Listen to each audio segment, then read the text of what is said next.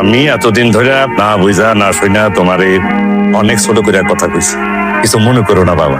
তুমি শিকদার পরিবারের একজন সদস্য। এখন থেকে ওর সাথে কথাবার্তা হিসাব করে বলবা। ওরা আর কেউ আজ থেকে চাকর বেলা ডাকবি না।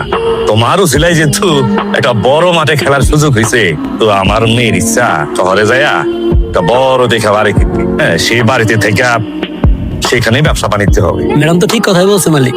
গ্রামে আপনার যত সহায় সম্পত্তি, ঘর বাড়ি, বিল্ডিং যা কিছু আছে, এগুলোর তো দরকার নাই। বেচা দেন, সব বেচা দিয়া একবারে শহরে চলে যান। বাবা, ও তো ঠিকই বলেছে। আমরা যদি এখান থেকে চলেই যাই, তাহলে এখানে বাড়ি ঘরে রেখে লাভটা কি? আমি শহরে গেলে এখানে আর ব্যাক করতে চাই না কখনোই। একদম ঠিক বলছে ম্যাডাম। এই রূপপুর গ্রামে আসলাম শিকদারের এই বিশাল সম্পদ কে কিনবে?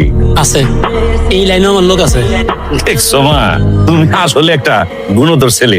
তুমি কথা বলো, যত তাড়াতাড়ি সম্ভব আমি এই বিষয় আসলে বিক্রি করে শহরেই পাড়ি জমাতে চাই। আমি অ্যাকচুয়ালি তোমাকে সরি বলতে আসছিলাম। আপনি আমার মালিকের মাইয়া, আপনি আমার কেন সরি দিবেন? এতদিন যাবো তো তোমার সাথে অনেক রুড বিহেভ করেছি, গিল্টি ফিল হচ্ছিল। আপনি আমার যা খুশি কইতে পারেন। শোনো, তুমি আমাকে এখন থেকে আর ম্যাডাম বলে ডাকবে না।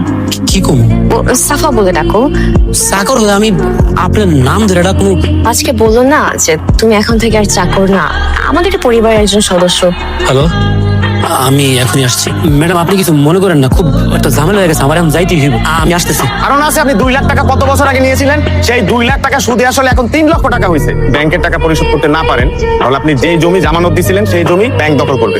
আমার একটু বসত বাড়ি ছাড়া তো কিছু নাই।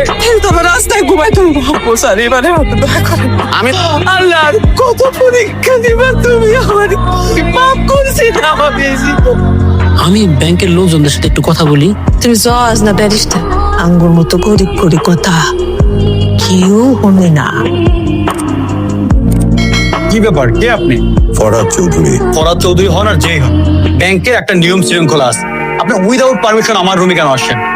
ব্যাংকের নিয়ম মেনে আমি এখানে এসেছি আপনাকে ছোট্ট একটা ইনফরমেশন দেওয়ার জন্য। রূপপুর গ্রাম, ওই গ্রামের এক ভদ্র মহিলা হালিমা বেগম, তার নামে একটা লোন আছে। আপনার ব্যাংকের লোকজন তার সাথে যথেষ্ট দুর্ব্যবহার করেছে। এখন আমি চাই ওই লোনটা ক্লোজ করে ওনার কাছে ব্যাংক অথরিটি সরি লেটার পাঠাবে। ওই মহিলা আমাদের ব্যাংক থেকে লোন নিয়েছে। ওই ভদ্র মহিলা সাম দুর্জয় চৌধুরীর মা। সিকিউরিটি, আপনি এই ব্রাঞ্চের ম্যানেজার, তাই তো? ইয়েস। বোর্ড অফ ডিরেক্টরস যারা আছে তাদের নাম নিশ্চয়ই শুনেছেন, এবং এও শুনেছেন যে এই ব্যাংকের 51% শেয়ার হোল্ডার দুর্জয় চৌধুরী কে? Sir, sir extremely sorry sir, আমি আপনাদেরকে চিনতে পারিনি স্যার। যে লোনটা আছে সেটা আপনি ক্লোজ করবেন। Got it? Sure sir. তাহলে কথাবার্তা শুরু করো। আপনার প্রপার্টি আর আপনার বাড়ি আমাদের পছন্দ হয়েছে। আপনার ডিমান্ড কত এটা আমাদেরকে বলতে পারেন আপনি।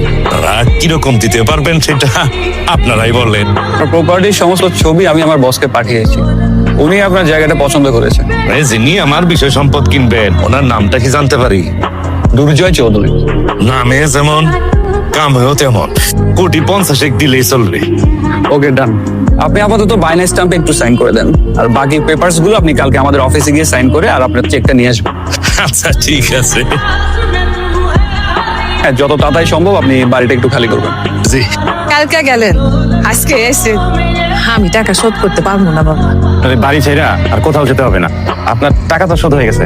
কি জবর টাকা শোধ করলো? ব্যাংক আপনার টাকা মকুব করে দিছে। তোমারে ডাকছি, আমি তো আমার এই বাড়ি সহায় সম্পত্তি সবকিছু আমি বিক্রি করিয়া ঢাকা শহরে চলে যেতেছি, আর সবকিছু সম্ভব হয়েছে আমার এই বাবার জন্য। একটা অনুরোধ করতাম আপনাদের। বলো। উনি তো বহু বছর ধরে আপনার সাথে আছে, আপনার সেবা যত্ন করছে। উনারে আমাদের সাথে নিয়ে নেন না ঢাকায়। এই অশিক্ষিত চাকরানিকে ঢাকা নিয়ে যেয়ে কি করব? আর মেয়ে ঠিকই বলছে। আপনি কইলেও আমি যাইতে চাই না। আমি যে কয়দিন বাইসা আছি, আমার স্বামীর বিটায় আমি পড়ে থাক। আপনি শুধু আমারে মুক্ত করে দিয়েছা। আমি তো তোমারে মুক্ত করে দিছি। কোথায় যাচ্ছ তুমি? দুর্জয়ের কাছে। ওই গ্রামে কেন যাবে তুমি? গ্রামের ভিতর পড়ে আছে, ও আমার সাথে কোনো যোগাযোগই করছে না, আমি ওর কোনো খবর পাচ্ছি না। তুমি বলছো আমি কেন যাচ্ছি? দুর্জয় ওর প্ল্যান অনুযায়ী আগাচ্ছে। ও কি সারা জীবন ওই গ্রামে চাকর হয়ে থেকে যাবে? দুর্জয় গ্রামে নেই, ও শহরে চলে এসেছে। কই, তুমি তো আমাকে কিছু বললা না। কোনো বাঘ যখন শিকার টার্গেট করে তখন টার্গেটে থাবা দেওয়ার আগে কয়েক কদম পিছিয়ে যায়। তার মানে এই না যে ওই বাঘ টার্গেট থেকে সরে এসেছে। রুমে যাও। খুব সুন্দর বাড়ি, তোমার পছন্দ তো বেশ। হ্যাঁ, আমরা দুইজন মাত্র মানুষ, এতগুলো রুম দিয়ে কি করব? আমাদের রুম গুলো রাইখা বাকি রুম গুলো আমরা ভাড়া দিয়ে দিলাম, মাস শেষে কিছু টাকা আসলো। তুমি এখনো গ্রামের মেন্টালিটি নিয়ে আছো? বড় লোকরা কখনো এক একটা রুমে থাকে না, এক একটা ফ্লোরে থাকে। ম্যাডাম কিন্তু একদম ঠিক কথাই বলছে। শহরে যখন আমি আইসা পড়ছি, এই শহরে যত ডাক সাইড বিজনেসম্যানরা আছে, বড় বড় মাছদের আমার এখানে নিয়ে আসো, আমার সঙ্গে তাদের যোগাযোগ করাইয়া দাও। আমি নিজেকে এই দেশের একজন শ্রেষ্ঠ ব্যবসায়ীতে পরিণত করতে চাই। তোমার দেখানো পথে আমি যাত্রা শুরু করছি। তুমি যা দেখাইছো বাবা, আর আমরা গতবার তো 100 কোটি টাকা ইনভেস্ট করেছিলাম, এইবার কিন্তু আমরা তার চেয়ে অনেক গুণ বেশি টাকা ইনভেস্ট করবো। আপনি কোনো দুশ্চিন্তা করবেন না ম্যাডাম।